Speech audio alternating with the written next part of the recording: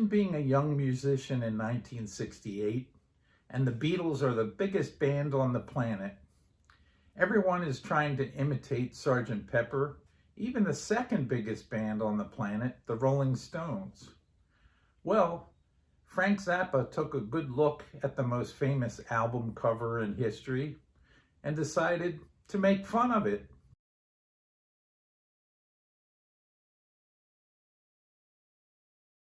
And it became one of the most successful jokes in the history of vinyl records. Rolling Stone named it as one of the 500 greatest albums of all time, and it was selected for preservation by the Library of Congress. Before the record was released, Frank Zappa knew how nervous his record company was about roasting the Beatles. So, Frank Zappa did something that no one expected. He called Paul McCartney. Here's how the conversation went.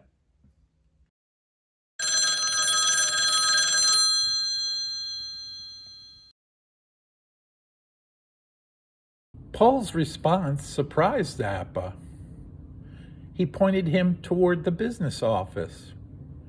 But Frank wasn't interested in talking to lawyers. He wanted to know what another artist thought.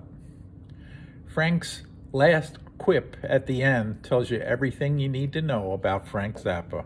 Well, Verve Records, Frank Zappa's label at the time, never got over its nervousness about this cover and the spoof. And so they came up with a path forward that didn't make Frank Zappa happy, but it was a little bit of a happy medium for the whole project.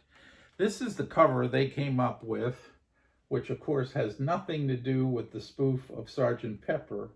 But the compromise was, if you opened it up, that's where the cover was, the satirical cover, that is. And this is how they got away with doing it. However, it's worth mentioning that many years later, the album was released with the front cover being the Beatles spoof. Instead of the cultural heroes that the Beatles crammed into their Sgt. Pepper cover, people like Marilyn Monroe, Marlon Brando, Bob Dylan, Zappa wove in a bunch of anti-heroes. People like Rod Serling or Eddie Haskell, the villain from the popular Leave It to Beaver TV show, or even the infamous Lee Harvey Oswald. Last thing to mention on the topic, this was not just a funny album cover that spoofed the Beatles. The whole album was funny, and all the material within spoofed the hippie movement and the counterculture. The humor was sharp enough that even the counterculture and the young hippie movement embraced this album, even though it was making fun of them. Let's move along to some other irreverent behavior in the record industry. By the mid-1970s, David Bowie had emerged as a rock legend. This was helped along by the fact that he embraced the glam rock movement of that time, and also that he adopted an androgynous persona as a performer and recording artist. The first group to take a jab at Bowie and the way that he was headed with his glam rock was the group The Guess Who. They put out a single called Glamour Boy, which mocked the glam rock movement, and without saying the name, David Bowie as well. Many years later, the group's leader, Burton Cummings, admitted that the parody was in part driven by the fact that he felt threatened by David Bowie. He wasn't the kind of performer that could embrace glam rock or alternative fashion positioning for concerts and album covers. That being said, he did share a pretty funny wrinkle to the whole story. The group wanted to go after the Aladdin Sane look of Bowie when they did their spoof, but to their surprise, they found out that Bowie had actually copyrighted the lightning bolt used on that famous cover, and they had to do a bit of a different tweak in the way they approached it.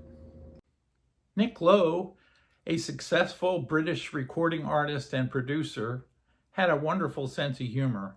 He didn't use it like a sledgehammer. He used it as a very playful jab at times, especially on some of his music. In 1977, when the album by David Bowie, Lowe, came out, Nick decided to come up with a humorous response, and he put out an EP called Bowie. In Nick's mind, he decided that as Bowie had made an album with his name, but without the final E, he would reciprocate by making a record with Bowie's name, but also lacking the final E.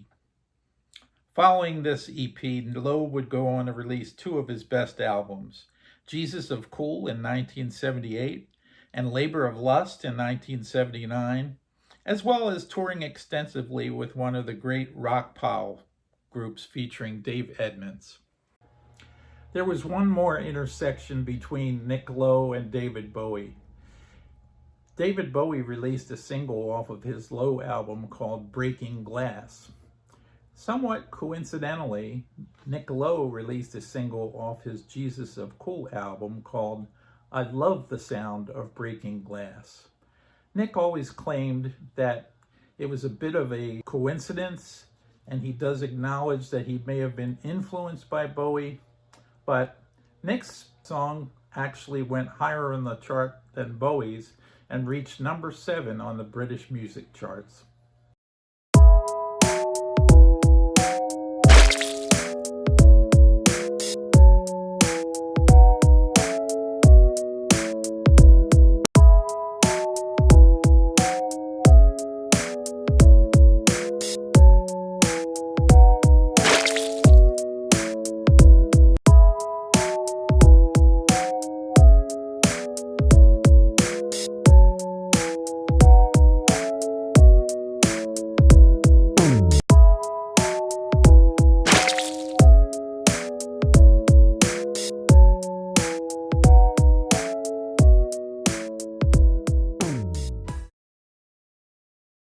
Rock fans can be fiercely loyal, criticize their favorite artist, and you're asking for trouble.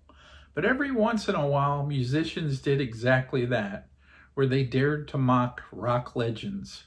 Sometimes it was hilarious, sometimes it was brutal, and sometimes it was legendary. Well, thanks for listening. We hope to see you come back here again, and we'd love it if you could subscribe to our channel. And just remember, every record has a story. We'll bring you more.